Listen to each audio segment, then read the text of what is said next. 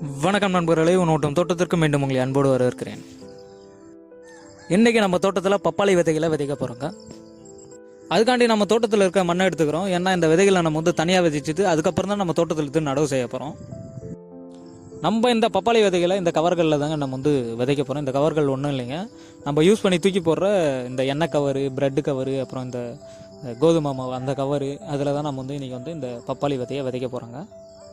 Mostly இந்த பழச்செடிகள்லாம் பார்த்திங்கனாக்கா நல்ல ஒரு கொஞ்சம் நல்லா வளர்கிற வரைக்கும் வளர விட்டு அதுக்கப்புறம் நம்ம எடுத்து நடவு செஞ்சால் அதனோட வளர்ச்சி நல்லாவே இருக்கும்.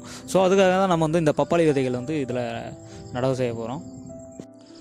ஸோ நம்மக்கிட்ட இருக்கிற இந்த எண்ணெய் கவரை திருப்பி போட்டு அதில் மண்ணை நிரப்பிட்டு இதில் விதையை விதைக்கணுங்க. அவ்வளோதாங்க. நம்ம வீட்டு தோட்டங்களுக்கு நம்ம விதைகளை விதைக்கிறதுக்கு காசு கொடுத்து அந்த கவர்லாம் வாங்கிறதுக்கு பதில் இந்த மாதிரி நம்ம வீட்டிலே தேவையில்லாத தூக்கி போடுற இந்த கவர்களை நம்ம மண்ணு போட்டு நம்ம யூஸ் பண்ணுறதுக்கு ரொம்பவே நல்லாயிருக்கும்.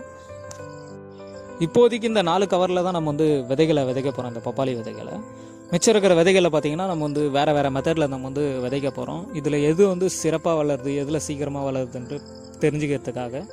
ஸோ இப்போதைக்கு நம்மக்கிட்ட இந்த விதைகள் நம்ம உழவர் அந்த வெப்சைட்லேருந்து தான் நம்ம வாங்கியிருந்தோம் சில விதைகள். அதில் இந்த பப்பாளி விதையும் ஒரு விதை.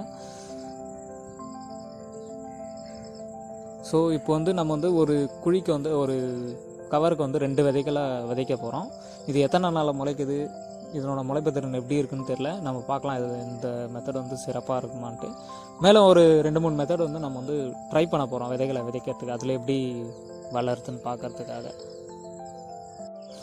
இந்த விதைகளை நம்ம எந்த மெத்தடில் வேணால் போடலாம், எப்படி போட்டாலும் இந்த விதைகள் முளைச்சி வரும் கண்டிப்பாக. அதில் நம்ம பராமரிப்பு பணி தான் ரொம்ப முக்கியமானது. ஸோ அந்த பராமரிப்பு பணி எந்த மெத்தடில் ஈஸியாக இருக்குமோ அந்த மெத்தடை நம்ம ட்ரை பண்ணி விதைக்கிறது ரொம்ப சிறப்பாக இருக்கும். ஃபைனலி இந்த விதைகள் எப்படி வளருதுன்னு காத்திருந்து பார்ப்போம். நன்றி, வணக்கம்.